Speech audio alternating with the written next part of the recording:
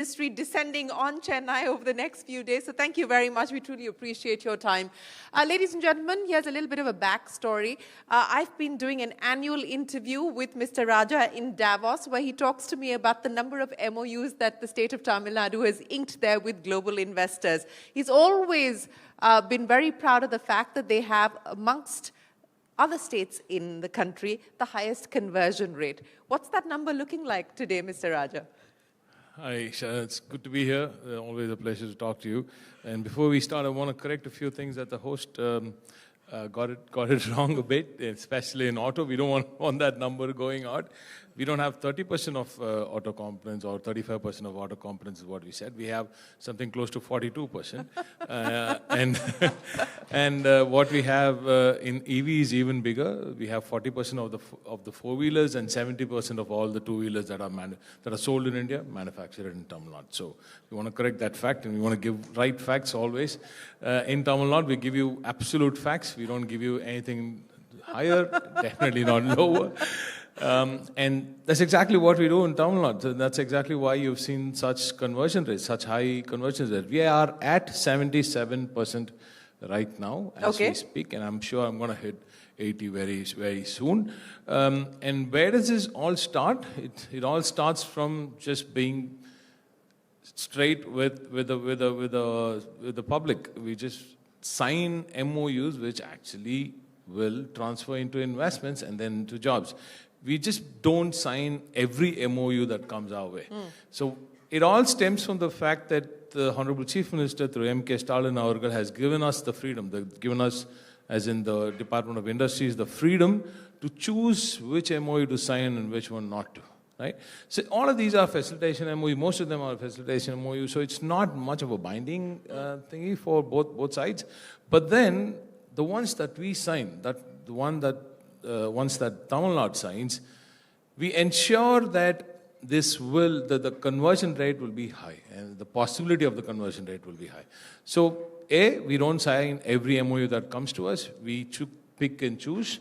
We choose MOUs which are going more into Tamil Nadu, deeper into Tamil Nadu, and that's why you see this more of distributed growth in Tamil Nadu. It's not just clustered around Chennai or not just clustered around Coimbatore. It's just basically all over Tamil Nadu. This is the only state in India which you will see such distributed growth in. And then you have the intervention from the government, where the Honorable Chief Minister has given us the powers to have one team, just one team across the table. I, myself, as the Minister for Industries and the Chief Secretary, and 8 other top secretaries sit across in one table and go through all of these MOUs meticulously and make sure that we get all these clearances done. And when in Tamil Nadu, single window system is actually single window system. So all of this comes together. Lots of veiled references there in your opening comment. So let's pick up on one of the single window clearances that you're attempting to take forward, and that has to do with one of the themes that we're going to be focusing on this evening, global capability centers. You know, on manufacturing, Tamil Nadu, as we just pointed out, and you upped that number, has always been at the frontier of manufacturing in India. You're trying to play catch up as far as the GCC story is concerned, at least in some specific sectors. I know you have a rebuttal waiting for me there, but on GCC specifically, with this single window clearance policy that you're now putting in place, what's the hope? What's the aspiration? Well, as I said, I'm happy whichever state grows. I'm really happy for India. We are all playing as Team India for India, right? But then I'm not catching up. I'm just getting back to the last ground which we had. We were the GCC capital for the longest time. We were the OGs of GCC. But then what happened was we had a dip for around a decade, and slowly, and we had Bengaluru airport happening, and then Hyderabad airport happening, and Chennai airport just didn't take off, and we're correcting that. No pun intended. No pun intended. And we are correcting that also now. But I think for the longest time, we've definitely been the fintech capital. That has never moved away. Fintech has never moved away. I'm sure all of them in the banking sector will understand, and that has always stayed here. And even in Hyderabad and in Bengaluru, a big chunk of them are from places around Tamil Nadu. So I'm just making sure that all of them come back home and they're happy. We just don't have enough FSI to build all those large towers that you see. I mean, I think the GCCs basically need swanky new buildings, and that's something which we're correcting too. And we're also renaming Hosur as Bengaluru too. So if that's okay with Bengaluru. But no, I'm just kidding. It's just that Hosur and Bengaluru are just across the border. Right? Yeah. It's just twin cities. It's like JB and Singapore, right? And now Bengaluru is sort of full. So people are moving into Hosuru. And Hosuru is going to be the next Bengaluru. And we're building on that too. And that said, GCC 1 is something which we're working on at Guidance Tamil Nadu. It's going to be a proper single window system, a separate desk only for GCCs. We have a dedicated team working on GCC right there. And you do know, all of you understand that given the situation today, especially with agentic AI stepping in a big way, I think GCCs need to reinvent themselves. And what better place to reinvent themselves than in Chennai, the original GCC hub of India. And I think I don't want to chase something which my friends in Hyderabad or in Bengaluru are already doing. I'd probably leapfrog and go 2 gens ahead and try and work on the agentic AI side and then capture that as GCC market. Because we have what others miss, the talent. This is the talent capital of India, so we could do whatever we choose to do with the right kind of policy intervention. That's where my chief minister comes in. You're making it sound like you're getting ready to play 3D chess. Another thing that Tamil Nadu and Chennai specifically are adept at. But that's the GCC story. Let's talk about the manufacturing story as well. There have been many sectors that you've tried to go after. Auto, of course, is the most well-known. And within auto now, electric mobility and electric vehicles is another nascent space that you're trying to nurture. What can we expect? I know semiconductors has been your passion, and you do want to get a semiconductor company to Chennai. Is this being relayed in Delhi?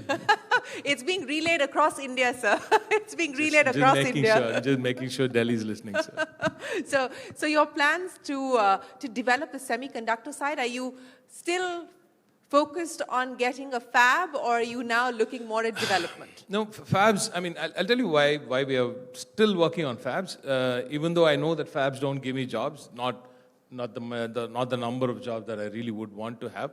Fabs don't give us, they do give us high-end jobs, but then fabs I want it for India, because I think India needs fabs for the north of India, and then purely for national security matters, we'll need fabs in the south also. I'm sure all the national security experts will understand this part. That said, any state in south, this is my pitch for south of India itself, we just need fabs in south of India. That said, every time we pull in a fab, Delhi, it goes to Delhi, and there's a take diversion board there, which goes to just 2 states. I don't know why. But then, now that said, we don't have a problem. We don't have a problem because we have a problem of plenty. We have more. There's more coming, and as we choose, I think someday Delhi will see the quality of the argument, and they'll say yes to my request. But that's it. Till then, we're working on a school of excellence. We're working on a school of excellence because all these fabs coming, not just in India, but across the world, they need talent. And where do you go for talent? Better than Tamil Nadu. So we get 150,000 engineers every single year, and we're training them with our Skill Development Corporation, which is the non-Mudalvan scheme, which sits under our Deputy Chief Minister through Udayanidhi Stalin Avargal. So all of this is happening in Tamil Nadu. So we're working on our strengths. So if you want to take your fabs, take it. But what will you do for talent? So let's supply that talent, not just for India. I'm going to do that for Dresden. I'm going to do it for Korea. I'll do it for Japan. I'll do it for every country that needs talent for its fabs. And we are already training our students in German and in Japanese. Some of my girls are already leaving to Japan very, very soon. I'll give you proof. Well, we look forward to that. One of the stories about Tamil Nadu is also the fact that you, again, beat the national average when it comes to the women's participation in the workforce. And it's always wonderful to be back here in Tamil Nadu and really see that. So it's good to know that you're sending a batch of girls to Japan as far as engineering talent is concerned. But Since we're talking about what's happening in the world and we're faced with global uncertainty, we're faced with tariffs, a 50% tariff impact is being felt, including here in the state of Tamil Nadu, for the textile sector, for the shrimp sector as well. The government said it would put together an export relief package. We're waiting to hear on that front. But from your own indicators that you're picking up at this point in time from textiles, from the shrimp industry, etc., how hard is the pain being felt? Well, for the textile sector, that's my biggest pain. As Tamil Nadu, textile sector has been hit really hard. But we are regrouping, we are trying to help them in whatever way possible. We were the first state to actually call all these sectors and take 2 meetings. I took 2, and then we took them to the Chief Minister also. And there was a meeting there. And the Chief Minister then wrote to the Prime Minister. And we're still waiting for good news from Delhi. I do know, but as far as I do know that, these are very, very murky periods, murky times. And, but I can tell you very, very clearly that this is no place, no time for politics. So we will stand with Delhi completely on this. Tariffs, these wars are between India and another country. So we stand with Delhi completely on this. But that said, I've always been saying that Delhi should talk to manufacturing giants. If at all there is a double engine, it's just Tamil Nadu and Maharashtra, which is powering India. So I think this double engine needs to be consulted and by other major engines that are available in India, which are running India. But that said, I think Maharashtra, with its more skewed to manufacturing and then a little bit of course, services also. And then this balanced setup that we have in Tamil Nadu in manufacturing and services. I think these 2 states are the best possible states to get real good feedback from. Because we are already connected and we are the largest manufacturing state in the country, 40,000 factories and counting. And if you're not going to take feedback from us, where are you taking it from? So textile sector has been hit, while the jewelry sector gets so much of help. I know where I'm going with this. So when the jewelry sector, probably closer to Delhi, gets so much of help, why not the textile sector, right? And look at the seafood sector. And here I'm not even pitching for Tamil Nadu because I think I'm at number 5 in the seafood sector, which I'm going to correct very soon. Right now it's with Andhra Pradesh. They have a long coast, and I think they do about 26,000 crores, where I'm doing about 5,000, 6,000 crores. So it's not much. So I really don't have to pitch for it, but I'm really distressed by the sight of all these seafood exporters bleeding so much. As India, shouldn't we be helping them? It's the farmers, it's the aqua farmers who are actually getting hit. So here I am pitching for AP. And AP is closer to Delhi. Yes, much closer than you are. So, as the finance minister said, they are working on putting a export relief package. We will, of course, have to wait to see the contours and the details of that. But in terms of sentiment, there is, of course, what's happening on the outside, the global environment, and we have no control on what President Trump decides to do or not do. But here, domestically, we've just seen a big change happen with the GST reforms, with the cut in GST. What are you picking up in terms of sentiment? Of course, it's coinciding with the festive period as well. But has that made an impact as far as consumer spending is concerned on sentiment as well? We'll have to look at the numbers after Diwali probably, and then there must be a little bit of impact. I'm not saying no, but then there's so much else that you could have done. It's just that this is coming after an 8-year delay. That is something which nobody seems to be talking about. And this should have come 8 years ago, not now. And I don't see why everybody keeps talking that this is a very positive thing now. You brought it onto yourself, and now you're saying you're taking it out, so it's good. So I don't understand that part of it. And my finance minister also pitched for better GST numbers, but then and then there's so much that Delhi needs to give back to Tamil Nadu and states like Tamil Nadu too. That hasn't happened too. But at least now they've realized their flaw and corrected it. And that's how I see it. I see it as a flaw being corrected to an extent, and I do see there must be some good outcome coming out of it, yes. Well, yes, you're right. We're going to have to wait till the end of this month to see the first set of numbers coming in on account of the GST rate cuts. But what next now, as far as the state of Tamil Nadu is concerned? You know, you've done a bunch of reforms to try and draw in investment, to draw in industry, to do more. What are you now prioritizing, especially as it comes at a very crucial juncture? We're getting closer and closer to the big match, the elections next year. So what should we be prepared for? Oh, we're busy loading 2.0. We're busy loading Dravidian model 2.0. So that's what we're doing. And we have a 10-year plan. And I think there's something really good coming up in the next regime, for sure. But that said, I mean, elections are when nobody can call it. But I'm being realistic. But being in Tamil Nadu, for the industry, I can tell you one thing. It doesn't matter if I sit here or any of my own regime sits here. Even if there's anything else, there is policy continuity. That's one thing we're really proud about. Irrespective of the government. Irrespective of the government, irrespective of the political regime in place, there is policy continuity, and that is what we are really, really proud of when it comes to Tamil Nadu. There's no intervention when there's another party which comes into power, and there's no look. They don't go back and retrospectively. Why do you think that's the case? Because that's not usual.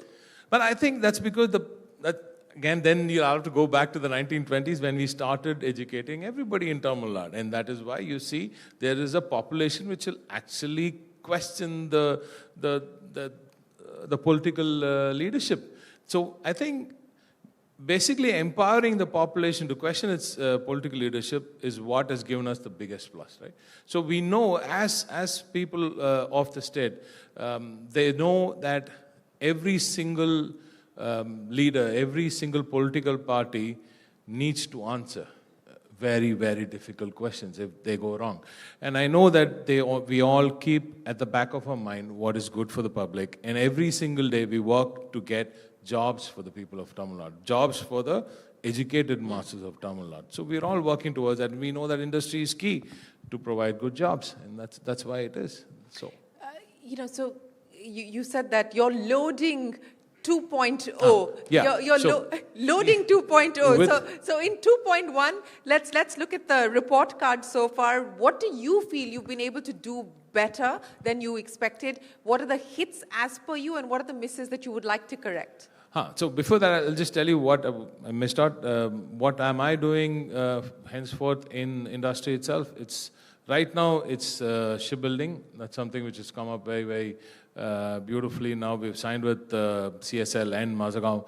Something big is happening on shipbuilding, and that is something very, very nice. And there is transformation happening in traditional sectors also.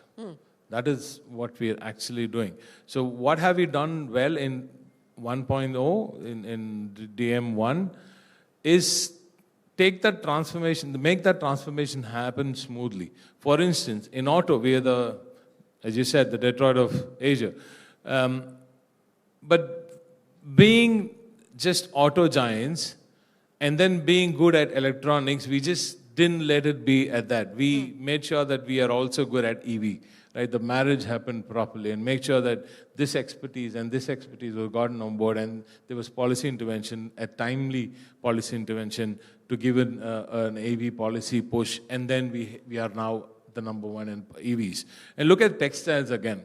In textiles, we were the number one, and we saw what is coming from around the world due to all this tariff issues and stuff, and we started working on technical textiles. So, and we got to one of the leading viscose manufacturing in the world, sustainable viscose manufacturing in the world, and we brought them into Thoothukudi. So I think what we've done beautifully in one is the way we've set the stage for our traditional sectors to move on to the next level and take up the challenges of the world that's coming up. That is one. And in two, and what I've missed out in one, of course, due to interventions, is, of course, the semiconductor story that I will definitely push. And I'm really still pushing. One is still not over, so I still have some time to finish my pharmacy push, my pharmaceutical push, so life sciences push. So there is something which is happening. I think I'll crack life sciences too in one itself. What is going to happen No, on life I sciences? will not tell you what's happening. Give us a clue. I mean, we just very, in a very nascent stage, and compared to Hyderabad, though, we're still not there. But yes, I'm going to correct that also and make sure that we compete with Hyderabad on this also. Okay, so is there a priority to-do list as you load 2.0? Yeah, I mean, 2.0 will be about R&D. It'll be about Product Nation TN. I'll just finish with that. I'll just tell you what, I think we have 30 seconds. But 2.0 is all about, we've conquered manufacturing, we've conquered services, we've done everything, we have the experience to manufacture anything under the sun. So I think for India, Tamil Nadu is going to become Product Nation Tamil Nadu, and we're going to make our own products for the world, and that's going to be what 2.0 is about. It's all going to be driven by knowledge and R&D. Knowledge, R&D, and Tamil Nadu will establish itself as the product capital of India. That is the aspiration for 2.0. The voters will have a say in that, and we'll be here to tell that story as well. Mr. Rajaa, an absolute pleasure. Thank you very, very much for joining us here this evening and for sharing what has been done, but more importantly, what the road ahead looks like. Ladies and gentlemen, a big round of applause for the Minister this evening.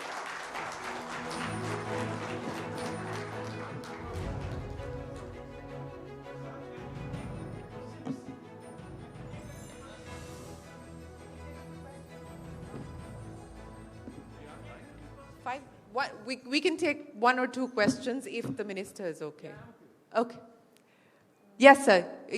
Let me try and get you a mic, or I'll walk across to you and that'll make it faster. Okay, if you can walk up to me, that'll be faster, sir. But a short question. Thank you, Dr. Rajaa. You are doing extraordinarily well. We are proud of you. Thank you. And CM has identified the right person for the right job. Sir, thank you. We commend your performance. Thank you. It's a team game, sir. It's Yeah. a team game. You have triggered a lot of inquiries in my mind. A few of them are, now that H-1B visa problem is there, what would be the strategy by the Tamil Nadu government to take care of the reverse brain drain? One. Now, Trumpism is causing a lot of anxiety, not only among us, the students, but also among us, the industries, particularly MSME like in Tirupur. What could be the strategy of the government to contain or handle this situation? That would be one thing. Thirdly, these MOUs, we are very happy. The Chief Minister has been doing extraordinarily well in signing so many MOUs. Would you be able to give a white paper? What is the present status of the various MOUs so that people are aware? The problem with your government is you are doing a lot of jobs, but you are not advertising. So kindly take care of this and give us a proud moment of knowing the things that are happening at the government level. Thank you so much. Long live. Thank you. Thank you very, very much, sir. Thank you. Mr. Rajaa, over to you. Okay. I'll start with the MOUs. This is a repeated question, and of course, people are going to be very doubtful when you give such a big number. I'll just reaffirm how that happens. As I said, we just sign MOUs which we totally believe will be converted into investments, right? Because of the pressure that we don't have from the Chief Minister to just sign every now and then and give out numbers to the public. And because we have an educated mass which actually doesn't push us to just give them numbers, we are not under pressure to sign every MOU that comes to us. So you just take that one simple fact, then you know that the conversion rate is already going up, right? Because you're just pushing out, cutting out all the MOUs which you would have signed if you had some pressure, right? So that is one big plus. And so the conversion rate is higher. And when the conversion rate is so high, obviously brings out so many doubts. And yes, we are going to come out with some sort of a detail wherein we will tell you how these things are happening and how many have been converted. And more than anything, we have proof of. It's not the way things happen. It's hundreds of thousands of people. Where are you going to create that kind of jobs for that level of people? I don't think that's the right thing. I think we should face facts. This is time for proper diplomatic parlaying to happen. This is very, very key, very, very high level, very, very thought after diplomacy to play its part. And we need Delhi to play its role properly. We need EA to play its role very, very properly this time. That is what I feel heart of hearts. I don't think everybody's going to pack up and come back and we're going to create jobs here. I don't think that's reality, right? Let's just face facts. That said, yes, there are going to be some of them who are going to come back. Who's going to come back? Those who went recently, right? Those who went recently, and they're still yet to get their feet planted there. They're going to come back. That's a good thing. That's a good thing. And if they come back, then you need to create jobs which also pay them at that level, right? And I think instead of creating regulation jobs for them, what would be right is the way we're loading in 2.0, which is R&D. And that is why I keep saying, when you're talking real brain drain, right? Real brain drain, those brains really need to be given a playground where they can actually create new products. That's where I'm going to. That's where we're heading. That is Product Nation TN. That's the dream of Product Nation TN. And I think once you create that platform for them, you give them a net, give them a safety net. You tell them that it's okay, you come back, we'll take care of you. I mean, imagine these are kids, these are youngsters in what, 25, 26, max 30, right? And they have another good 10 years to plan their life. They need to go forward in life too. And they need to be reassured that you can fail and there'll be somebody to catch you, right? I think that is key. We just need to tell them that it's okay to fail.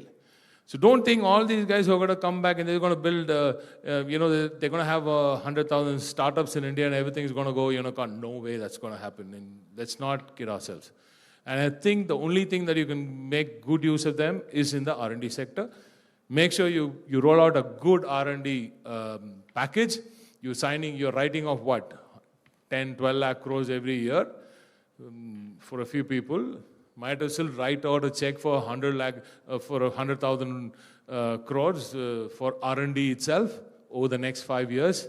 That's where we're going to make something again back. Look at what China did. China did exactly that. Right? Anybody who goes into R&D, they need at least 8 years. They need to just throw away 8 years of their life and wait for success. Right? If you're in pharmacy, it's a 15, 16 years. Just the numbers, if you look at phase 1, phase 2 trials and stuff, it's 15 years of your life gone. So you need to give them a safety net. So this brain drain, reverse brain drain that you're talking about, the only thing that I think we can make good of it, make really good use of it, will be in the R&D sector. And that is exactly what we are primed for right now. Tamil Nadu is definitely primed for. I think Maharashtra is also really primed for that. And I think this we might probably use. And that's what I think is the H1B. What is the second one? What is the second one, sir? The third one. You answered. No. I answered the third one, the first one. The Tirupur and what the textile sector on account of the tariffs. Huh? Trumpism. Yeah. Trump. You said Trumpism. That's what you said. Yeah. Take away his phone. So, as I said, Trumpism is here to stay. I mean, it's a president elected by the people of the US. He's been given the mandate. He's doing what he thinks is right for his people. And I think our people, our Prime Minister and our Chief Ministers everywhere need to do what is right for our people. And it's time. These were things that were going to happen anyway in such a geopolitically volatile world. And I don't think there's any sense in just blaming the other person, blaming them. I think we need to set our books right. And Atmanirbhar Bharat is what our Prime Minister keeps talking about. And I think it's a good way to go to. I'm not saying it's wrong. But how much of it can happen without R&D? So it's all linked to R&D. How much of it how much of Atmanirbharism can happen if you don't have R&D and if you don't have your own products? Yes. So comes back to the aspiration of becoming the product nation, and that is what you're working towards. Ladies and gentlemen, a big round of applause. Thank you so much for joining us here this evening and for being a sport and taking some questions as well. Truly appreciate your time. Thank you very, very much. Thank you, sir. Thank you. That was such a great conversation. And sir, I stand corrected, and I'll remember the numbers: 40% plus in four-wheelers and 70% plus in EV manufacturing. Truly.